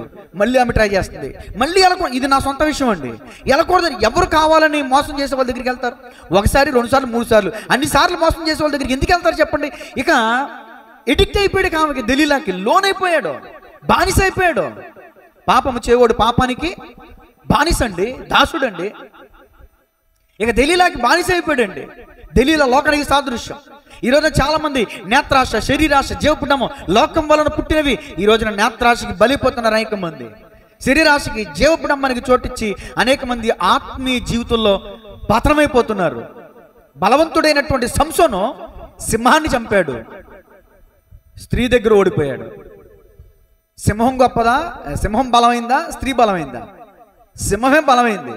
కానీ నేను అంటాను, సంసోను సింహాన్ని జయించాడు కానీ స్త్రీ చేతిలో ఓడిపోయాడు. అర్థమవుతుంది? సింహాన్ని చంపిన సంసోను స్త్రీ చేతిలో ఓడిపోయాడు, స్త్రీ చేతిలో పతనమైపోయాడు. స్త్రీ ధనాపేక్ష కలిగిన దెలీలా, జారస్త్రీ గురించి కొన్ని విషయాలు, ఒక 5 నిమిషాలు టైం ఉంది కాబట్టి చెప్పనండి. సామెతల గ్రంథం 5వ అధ్యాయం 3 నుంచి కొన్ని విషయాలు. సామెతల గ్రంథం, జారస్త్రీ పెదవుల నుండి తేనె కారును దాని నోటి మాటలు నూనె కంటెను నూనెపోయినవి, దాని వలన కలుగు ఫలము మూసిని పన్నంత చేదు, అది 2 అంచెల గల కత్తి అంత పదును గలది, దాని నడతలు అదిగదుగు మరణమునకు దిగుటకు దారి తీయును, దాని అడుగులు పాతాళమునకు చక్కగా చేరును, అది జీవ మార్గం ఏమాత్రం విచారించదు, దానికి తెలియకుండానే దాని పాదములు ఇటు అటు తిరుగును. కుమారులరా, నా మాట ఆలకించండి, నేను చెప్పు ఉపదేశము నుంచి తొలగిపోవద్దు. జార స్త్రీ ఉండి ఛాయకు పోక నీ మార్గము దానికి దూరంగా చేసుకో. దాని ఇంటి వాకిటి దగ్గరికి వెళ్ళొద్దు.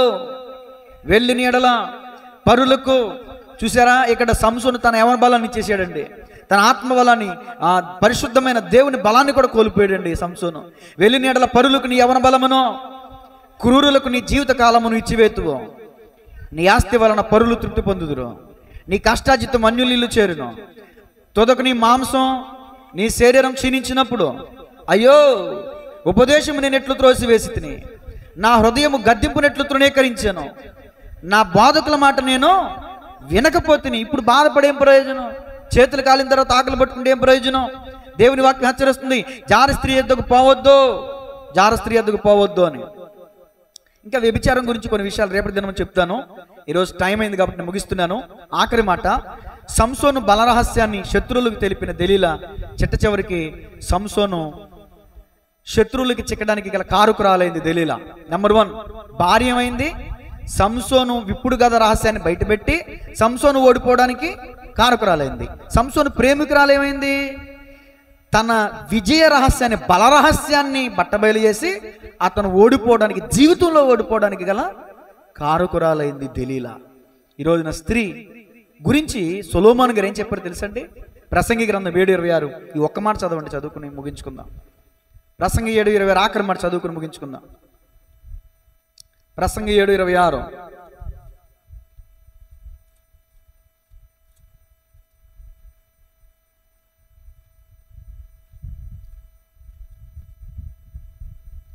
మీకంటే నాకే అర్థంగా త్వరగా వస్తుందిగా.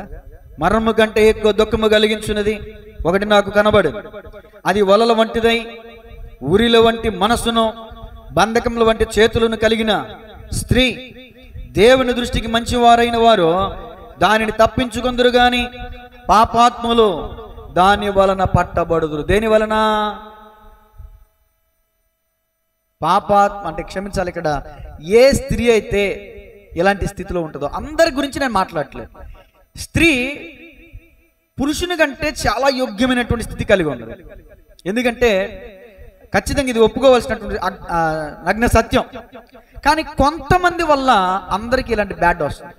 చూడండి, ఇది వాస్తవం పొకారు నాకు తెలియదు, కానీ ట్రైనీ డాక్టర్ని చంపినప్పుడు ఒక అమ్మాయి కూడా సాయం చేసిందంట. అది పొకారో వాస్తవం తెలియదు. ఒక విషయం జరిగిందంటే అనేకమైన పొకార్లు కూడా బయటకు వస్తాయి.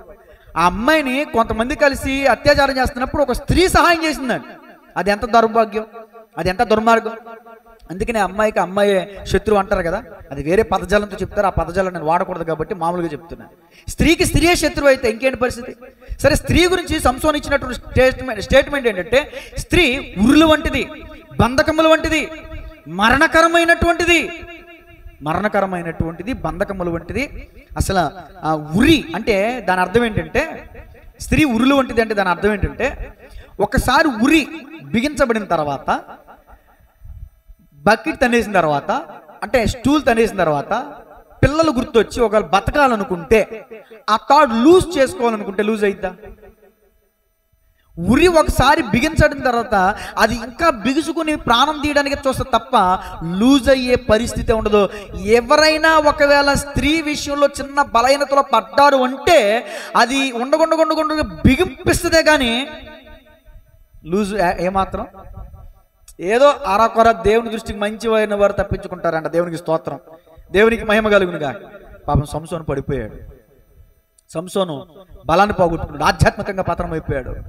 చూడండి 16వ అధ్యాయం మొదటి వచనం చూడండి ఒకసారి. సంసోను ఎవరిని ఏం చూశాడంట? సంసోను గాజాకు వెళ్ళి వేశ్యనొకతను, ఈ మాట నాతో చెప్పండి, వేశ్యనొకతను చూచి. దేంతో చూశాడు? ఎవరైనా కలతం చూస్తారా? ఏసు రక్తం చేయండి. ఫిలిస్తీయులు సంసోను పట్టుకున్న తర్వాత ఫస్ట్ ఆఫ్ ఆల్ గా సంసోను పట్ల చేసిన కార్యం ఏంటి? కళ్ళు బీగేశారు. ఏ కళ్ళైతే అతను పాపలో పడ్డానికి గల కారణమైనయో ఆ కళ్ళు పీగేశారు. అందుకని ఈరోజు దేవుడు మనకి ఇస్తున్న హెచ్చరిక, నీ కళ్ళల్లో ఉన్న పాపాన్ని విడిచిపెట్టు, లేదా నీ కళ్ళు పోతాయి అని దేవుడు హెచ్చరిస్తున్నాడు, నాతో సహా అందరికీ. దేవునికి స్తోత్రం. కాబట్టి ముగిస్తున్నాను. సింహాన్ని జయించిన సంసోను స్త్రీ విషయంలో ఓడిపోయాడు. ఇద్దరు స్త్రీలు అతని జీవితానికి పతనానికి కారణమయ్యారు. దేవుని ప్రియ సహోదరి సహోదరులారా, పురుషుని యొక్క విజయానికి మీరు కారణం కావాలి, కానీ మీ భర్త యొక్క, మీ పురుషుని యొక్క అపజయానికి మీరు కారణం కాకూడదని ఈ మాటలు తెలియజేస్తూ, ఈ ఇద్దరు స్త్రీలు కూడా అనేక మంది స్త్రీలకు ఒక గుణపాఠంగా ఉన్నారని చెబుతూ నా మాటలు ముగిస్తున్నాను. తలలు వంచండి, ప్రార్థన చేసుకుందాం. తలలు వంచండి, ప్రార్థన చేసుకుందాం. సమయం చాలా అయింది, వాతావరణం అనుకూలంగా ఉంది కాబట్టి నేనే ప్రార్థన చేసి ముగిస్తాను. ప్రార్థన రిక్వెస్ట్ అడిగిన వాళ్ళ గురించి చెప్తాను, వినండి. ఒకటి, బాబుజీ గారి పెద్ద కుమార్తె రాణి గారికి ఆడబడుచు, ఆమె పేరు లక్ష్మి. ఆమె లంగ్స్ చాలా పాడైపోయినాయి, 70% పాడైపోయినాయి అంటే హాస్పిటల్కి తీసుకెళ్తున్నారు. ఇప్పుడు జర్నీలో ఉన్నారు, హైదరాబాద్ తీసుకెళ్తున్నారు. లక్ష్మి గారి ఆరోగ్యం కొరకు ప్రార్థన చేయండి. అంటే శ్రీను గారి సిస్టర్ అనమాట ఆవిడ. అలాగే సతీష్ ఉదయమే ఫోన్ చేసి చెప్పాడు, తమ్ముడు చాలా బాధపడుతున్నాడు పెయిన్తో. ఆపరేషన్ పడవసరం లేకుండా, ఏ విధమైన ఇంజెక్షన్ చేయవసరం లేకుండా, ఆ మెడిసిన్కి ఆ నరం ఏదైతే ఉందో, ఆ డిస్క్లు ఏదైతే ఉన్నాయో అవి సరిచేయబడాలి. దేవుని కృపలో స్వస్థత తమ్ముడు పొందుకోవాలి. చాలా బాధపడుతున్నాడు తమ్ముడు. సతీష్ కోసం ప్రార్థన చేయండి. ఇంకా చాలామంది మీకు తెలిసిన వాళ్ళ గురించి కూడా ప్రార్థన చేయండి. నేను చిన్న ప్రార్థన చేసి ముగిస్తాను. చెప్పబడిన వాక్యాన్ని బట్టి, అలాగే ఎవరైతే అస్వస్థతలు ఉన్నారో వారి కొరకు మీరు కూడా ప్రార్థించండి, నేను కూడా ప్రార్థన చేస్తాను. పరిశుద్ధుడా, మహాగణుడా, మహోన్నతుడా, మహిమ కలిగిన దేవానికి నివాసిన మా ప్రియ పరలోకపు తండ్రి, మీకు వందనాలు. ఈరోజు దేవుని వాక్యము ద్వారా ఇద్దరు స్త్రీలను మా ముందు ఉంచారు. సంసోను భార్య, సంసోను ప్రేమికురాలు దెలీలా. ఈ ఇద్దరి మాదిరి జీవించకూడదు అనేటటువంటి ఒక గుణపాఠాన్ని ఈరోజు మీరు మాకు నేర్పించారు. ఈ మాటలు విన్న ప్రతి యవన ప్రియ సహోదరులు బహు జాగ్రత్త కలిగి, జ్ఞానము కలిగి తమ ఇల్లు కట్టుకోవడానికి సహాయించారు. జ్ఞానవంతురాలు తన ఇల్లు కట్టిన 3 రాళ్ళు తన ఇల్లు తన చేతులతోనే ఓడబెరికిన లేఖనం సెలవిస్తుంది. ఆయా సంసోను భార్య కావచ్చు, దెలీలానే కావచ్చు, తమ జీవితాలు పాడు చేసుకుంటమే కాదు, సంసోను జీవితాన్ని నాశనం చేశారు. ఈ రోజున ప్రతి కుటుంబంలో భార్య భర్తలు అన్యోన్యత కలిగి సుఖదాంపత్య జీవితాన్ని జీవించే వరకు ఉండడానికి సహాయించండి. నీ వాక్యము చేత కట్టబడ్డానికి సహాయించండి. నీ వాక్యము చేత సరిచేయబడ్డానికి సహాయించండి.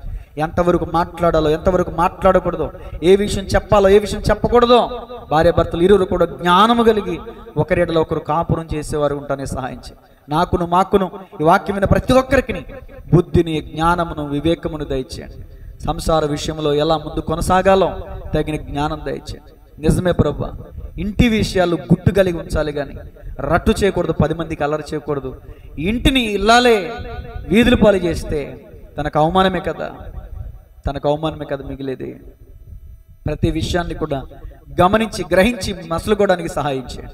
అలాగే ప్రభువా, మా ఆత్మీయులు చెప్పినటువంటి విషయాన్ని బట్టి ప్రార్థన చేస్తున్నారు. సహోదరి లక్ష్మి గారిని హాస్పిటల్కి తీసుకువెళ్తున్నారు. ఆయా ఆమెకి లంగ్స్కి ప్రభు చాలా ఎఫెక్ట్ అయిందని అయా ఆమెకి పెద్ద హాస్పిటల్కి తీసుకెళ్తున్నారు. అయా రాకపోకలు మీ కృప తోడుగా ఉంచండి. ఆమె లంగ్స్లో ఉన్నటువంటి అస్వస్థతను ముట్టండి. అయా నీ రక్తధారని బిడ్డపై ప్రోక్షింపజేస్తున్నాను. యేసు నామములో ప్రార్థన చేస్తున్నాను. అయా యేసు నామములో దయ్యాలు వెడలిపోయాయి. యేసు నామములో గుడ్డివాళ్ళు, మోగవాళ్ళు, చెవిటివారు, చాంద్రరోగులు, పక్షవాయు అనేక మంది బాగుపడ్డారు. అయా ఇదిగో రాజీ, అలాగే తన ఇంటి వారు, లక్ష్మి గారు, రాణి గారు, మీ సంఘబిడ్డలు అందరం కలిసి మేము ప్రార్థన చేస్తున్నాం. మా ప్రార్థన ఆలకించండి. లక్ష్మి అనేటటువంటి సహోదరిని ఇప్పుడే మీరు గాయమంది ముట్టండి. వెంటనే ట్రీట్మెంట్ అందడానికి సహాయించండి. తగిన హాస్పిటల్కి తీసుకుని వెళ్ళి తగిన సమయంలో తగిన ట్రీట్మెంట్ ఆమె పొందుకొని మంచి ఆరోగ్యాన్ని కలిగి ఇంటికి తిరిగి రావడానికి సహాయించండి. అయా తన కుమార్తె అయా ప్రెగ్నెంట్ అంట ప్రభువా. అయా కుమార్తెకి తల్లి అవసరం ఎంతో ఉంది ప్రభువా. ఆ కుటుంబం పక్షంగా దయ చూపించండి నాయన, కనికరం చూపించండి అయ్యా. ఆ బిడ్డను బాగు చేయండి ప్రభువా. క్షేమంగా ఇంటికి తిరిగి రావడానికి సహాయించండి. ఆ బిడ్డ తల్లిదండ్రులు, తోడబుట్టిన వారు, బంధువులు ఎంతో కన్నీరు మున్నీరు అవుతున్నారయ్యా, ఎంతో వేదన పడుతున్నారు తండ్రి. అయ్యా వేదన కలిగిన దేశం ముందు మబ్బు నిలవదన్నావు. నీ సేవకునిగా విశ్వాసం నుంచి ప్రార్థన చేస్తున్నాం తండ్రి. మీ కృపను బట్టి ఒక్కసారి అయా సహోదరి లక్ష్మి గారిని మీరు జ్ఞాపకం చేసుకోండి. పూర్ణ స్వస్థత కలుగునుగాక యేసు నామములో సహాయం చేయండి. అలాగే మా ఆత్మీయ కుమారుడు తమ్ముడు సతీష్ని బట్టి ప్రార్థన చేస్తాను. గత కొన్ని నెలలుగా ఎంతో ఇబ్బంది పడుతున్నాడు అయ్యా. ఈ రోజున మరి సీనియర్ మోస్ట్ డాక్టర్ కూడా చెప్పిన విషయం అయ్యా, ఫ్యూచర్లో ఆపరేషన్ పడుతుందని డాక్టర్లు తెలియజేస్తున్నారు. కానీ అయ్యా మేమైతే విశ్వాసం ఉంచి ప్రార్థన చేస్తున్నాం ప్రభా. అయ్యా డాక్టర్లు మా వల్ల కాదన్నప్పుడు కూడా అయ్యా ఎంతోమంది జీవితాలను అద్భుతం చేయలేదా, మేము వింటలేదా అయ్యా? ఈ రోజున మా సంఘంలో తమ్ముడి జీవితంలో అయ్యా మీరు అద్భుతం చేయాలని కోరుకుంటున్నాం ప్రభా. అయ్యా మీరు ఘనమైన కార్యాన్ని జరిగించమని అడుగుతున్నాను తండ్రి. ఆ ఎముకలు ముట్టండి తండ్రి.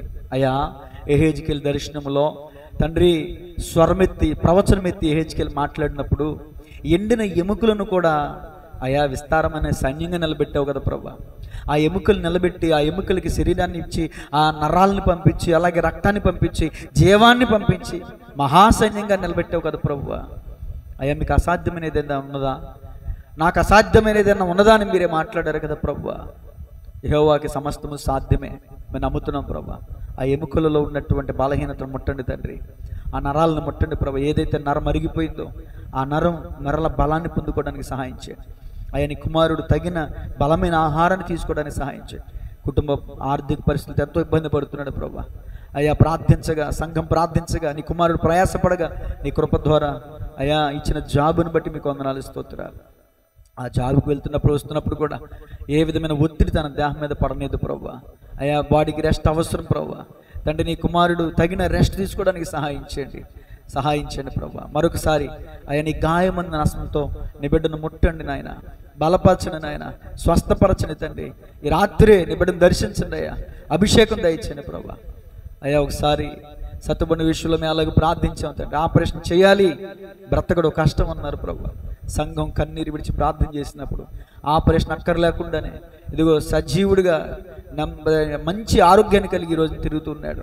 మా ప్రార్థనలకి ఇచ్చి ఆ బిడ్డను దర్శించి దర్శనంలో అతనికి ఉన్నటువంటి ఆ స్వస్థతను అయా సిరంజి ద్వారా తీసి ఆ గ్లాసులు పిండాడని, అయ్యో తెల్లని వస్త్రాలను వేసుకుని ఒక వ్యక్తి నా దగ్గరికి వచ్చి నన్ను ఇలా ముట్టాడని సత్తుబడి కూడా సాక్ష్యం చెప్పాడు ప్రభు.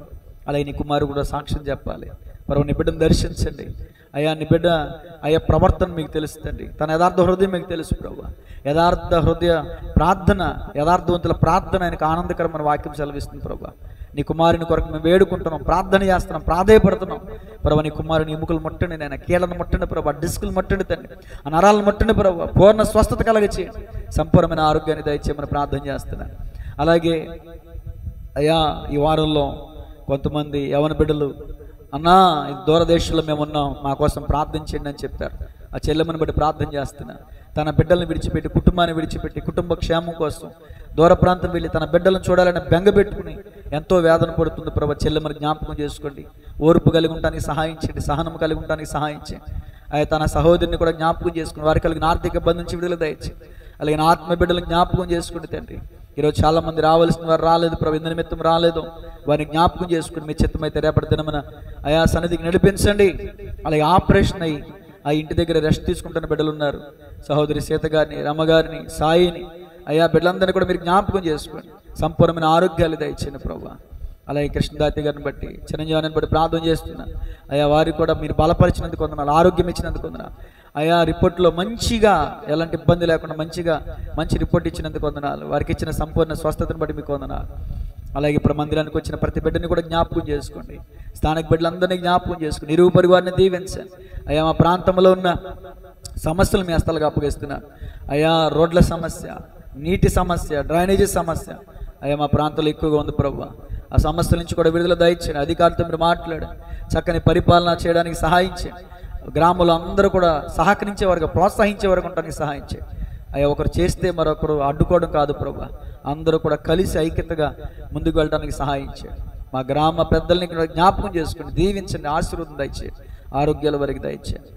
అలాగే రేపు జరిగిపోయే ఆరాధన కార్యక్రమం మీ నామానికి మహిమకరంగా జరిగించండి, మంచి వాతావరణం దయచేయండి, ప్రతి ఒక్క ఆటంకానికి కీడును దూరపరచండి. అలాగే రేపు మధ్యాహ్నం జరగబోయే బైబిల్ క్విజ్ కూడా మీ నామానికి మహిమకరంగా జరగడానికి సహాయం చేయండి. అలాగే తలారి రాంబాబు గారి తల్లి గారి గృహం దగ్గర జరుగుతున్న కార్యక్రమం విషయంలో కూడా మీకు కృప తోడుగా ఉంచండి. అలాగే రేపు రాత్రి ఆయా మండవలిలో జాషువా జ్యోతి గారి ద్వారా జరుగుతున్న మందిర ప్రారంభోత్సవ కార్యక్రమం కూడా మీ నామానికి మహిమకరంగా జరిగించండి. మీ చిత్తమైతే ఆ కార్యక్రమంలో పాల్గొని మీ నామాన్ని మహిమపరిచే కృప దయచేయండి. ఈ వారం అంతా కూడా మమ్మల్ని కాచి కాపాడారు అయ్యా రానున్న వారము అయ్యా మీ కృపలో మమ్మల్ని జ్ఞాపకం చేసుకొని దినము కృపతో మమ్మల్ని జ్ఞాపకం చేసుకుంటున్నారు. ఇప్పుడు మీకు వందనాలు. పోషిస్తున్నారు, సంరక్షిస్తున్నారు, సమృద్ధినిచ్చి కొరత లేకుండా మా కన్నీటిని తుడిచి ఆకలైన వేళలో ఆహారం ఇచ్చి నిజముగా తండ్రి అయ్యా ఎవరి దగ్గర చేయి చాచనీయకుండా అయ్యా నీ బిడ్డల మీద మమ్మల్ని పోషిస్తున్నందుకు మీకు వందనాలు, స్తోత్రాలు. కుటుంబాన్ని, సంఘాన్ని బట్టి మీకు వందనాలు, మీకు కలిగిన సమస్తాన్ని బట్టి వందనాలు. మరొకసారి తండ్రి ఈరోజు విత్తబడిన వాక్యమైన విత్తనాలు మంచి పంటను పడిన విత్తనములుగా 30 60 100 పడి అవి 100 ఫలం పొందడానికి సహాయం చేయమని, తిరిగి వెళ్తున్నగా బిడ్డలందరికీ కృపాక్షేమం దయచేయమని యేసయ్య నామములో స్తుతించి ప్రార్థించి అడిగి వేడుకుంటున్నాము తండ్రి, ఆమేన్. సృష్టికర్త అయిన తండ్రి అయిన దేవుని ప్రేమ, రక్షణకర్త అయిన యేసుక్రీస్తు ప్రభుల యొక్క కృప, ఆదరణకర్త అయిన పరిశుద్ధాత్మకి అనుని సహవాసం కూడొచ్చిన బిడలకును సకల కొడి పరిశుద్ధులకును సదాకాలము తోడే నడిపించి బలపరచి స్థిరపరచునుగాక. ఆమేన్.